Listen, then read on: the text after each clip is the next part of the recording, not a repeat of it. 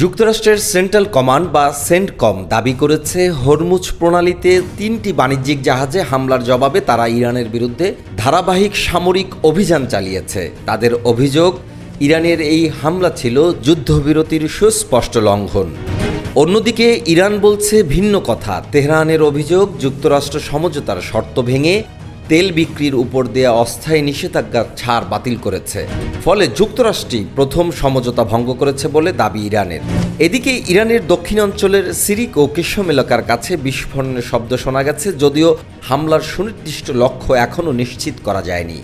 বিশ্বের প্রায় 20% তেল ও গ্যাস পরিবহনের গুরুত্বপূর্ণ পথ হরমুজ প্রণালীতে নতুন এই উত্তেজনা আন্তর্জাতিক বাজার ও আঞ্চলিক নিরাপত্তা নিয়ে নতুন উদ্বেগ তৈরি করেছে। রিয়াদ খান, ইন্টারন্যাশনাল ডেস্ক, আয়না টেলিভিশন।